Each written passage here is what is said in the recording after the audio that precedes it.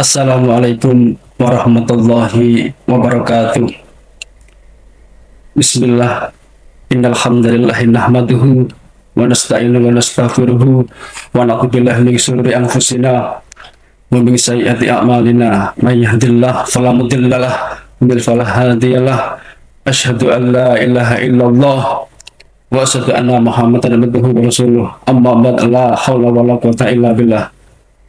Sahabat religi Kemenak Kota Kediri yang berbahagia, syukur alhamdulillah pada kesempatan pada waktu hari ini kita masih diberi tentang Allah Ta'ala, yang mana dalam suasana di bulan Syaban ini kita masih diberi kesehatan sehingga bisa melaksanakan aktivitas sehari-hari dengan kesehatan. Amin Allahumma amin. Kedua kalinya tidak lupa kita sanjungkan kepada Nabi Agung Nabi Muhammad Sallallahu Alaihi Wasallam yang telah menuntun kita dari zaman jahiliyah sampai zaman sekarang, yakni Adinul Islam yang telah kita jadi sampai saat ini. Sahabat yang berbahagia, untuk kali ini kami akan menyampaikan yaitu terkait kenapa kita sudah dekat dengan Allah tapi hidup masih berantakan. Sahabat religi yang berbahagia, seringkali muncul pertanyaan dalam benak kita atau mungkin keraguan di dalam hati kita. Saya sudah berusaha taat, salat sudah tepat waktu, rajin mengaji, bahkan mencoba menjauhi maksiat, tapi kenapa hidup saya masih berantakan? Kenapa masalah ekonomi keluarga atau kesehatan datang bertubi-tubi?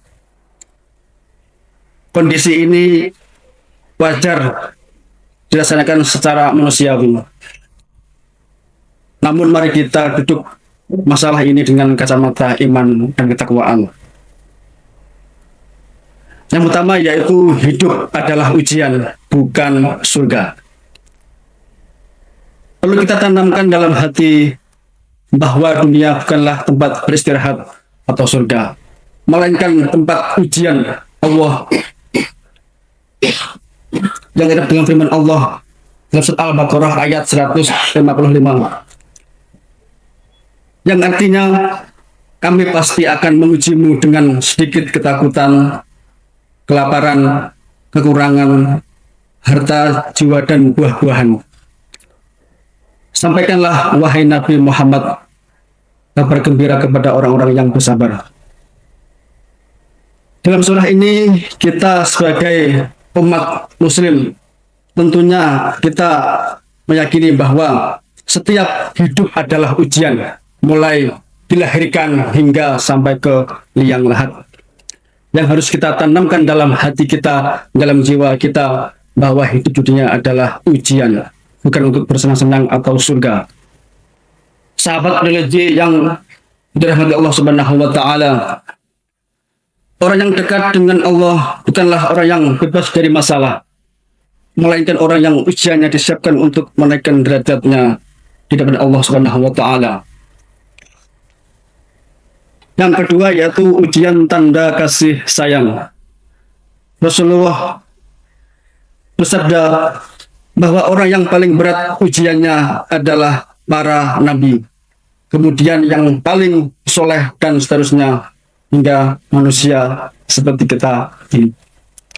Ujian yang bertubi-tubi justru bisa menjadi tanda bahwa Allah merindukan rintihan doa kita, ingin membersihkan dosa-dosa kita, mengangkat derajat kita, sehingga kita terus untuk memanjatkan doa siang malam di setiap waktu kita menjalankan ibadah. Sahabat yang berbahagia, seringkali hidup yang berantakan itu adalah cara Allah memaksakan kita berhenti bersandar pada makhluk dan kembali kepada Allah Subhanahu wa Ta'ala. Di sini sudah diterangkan bahwa kita yang sedang punya masalah, punya problem dan lain sebagainya, tentunya kita tetap bersandar kepada Allah, tidak boleh banyak kepada selain Allah, kepada teman atau saudara atau yang lainnya. Sahabat religi yang berbahagia. Yang ketiga yaitu perbedaan dengan istidrat. Jangan iri dengan mereka yang jauh dari Allah, tetap hidupnya tenang, rezekinya lancar, dan tanpa masalah. Bisa jadi istidrat kenikmatan yang dibalut azab, di mana Allah membiarkan mereka terlena dengan dunia hingga saat ini tiba. Jauh lebih baik hidup susah tapi dekat dengan Allah daripada makmur tapi jauh dari Allah. Tentunya dengan kita sebagai manusia, kita juga memilih yang terbaik untuk tetap hidup bisa makmur dan di jalan Allah. Tentunya banyak cara-cara yang lain agar kita hidup bisa makmur, bekerja dengan giat, dengan penuh dengan semangat, dan juga terus untuk memberikan doa kepada Allah untuk diberi keteguhan keimanan dan kelancaran dalam mencari rezeki. Sahabat berjanji kemudian yang berbahagia. Yang keempat yaitu bersabar dan tetap taat kepada Allah saat hidup berantakan. Jangan putus asa atau mengeluh. Mengeluh justru menambah beban. Solusinya yaitu bersabar dan bersalatlah.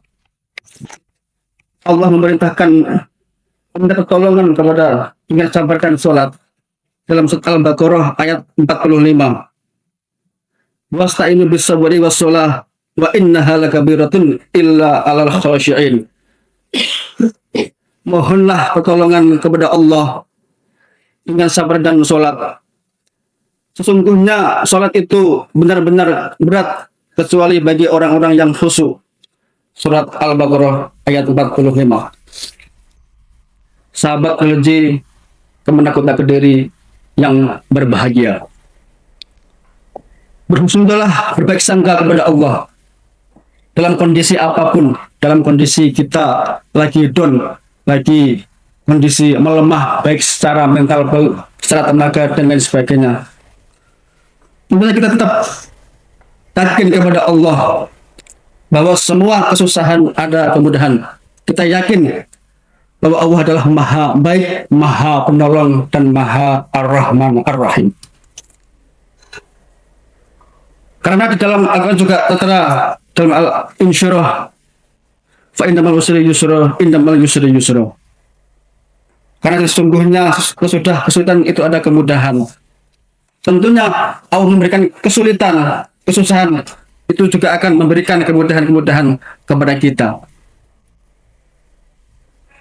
Kita sebagai makhluknya untuk terus beriman, harus menguatkan keimanan kita lewat apapun. Kita bisa melakukan dalam menghadiri pengajian atau kita lebih gampang, lebih mudahnya yaitu kita bisa melihat YouTube dengan kajian-kajian Islam yang disukai. Kita bisa memilih yaitu bisa Gus Iktam atau Gus Kausar atau yang lainnya yang bisa menambah keimanan kita kepada Allah Subhanahu wa Ta'ala. Sahabat religi yang berbahagia, perbaikilah niat dan hubungan kita kepada Allah. Pastikan ibadah kita murni karena Allah Ta'ala, bukan untuk mengharap imbalan dunia semata. Yakin dan janji Allah, setiap kesulitan yang dihadapi dengan sabar, dengan ikhlas, tidak akan sia-sia. Yakinlah ada kemudahan setelah ada kesulitan. Pesan dari kami untuk semua jamaah yang berbahagia, tidak ada masalah yang berat selama jarak kita dengan Allah dekat. Mari jadikan masalah sebagai sarana meningkatkan kualitas diri, bukan untuk melakukan kasih sayang kepada Allah Subhanahu wa Ta'ala. Sahabat yang berbahagia, ini yang bisa kami sampaikan, bahwa mengutip dari tema ini, tentunya kita sebagai umat muslim terus untuk berbenah diri, terus dengan kesadaran akan adanya Allah yang selalu menolong kita di setiap saat, di setiap waktu. Mungkin itu yang bisa kami sampaikan. Assalamualaikum warahmatullahi wabarakatuh.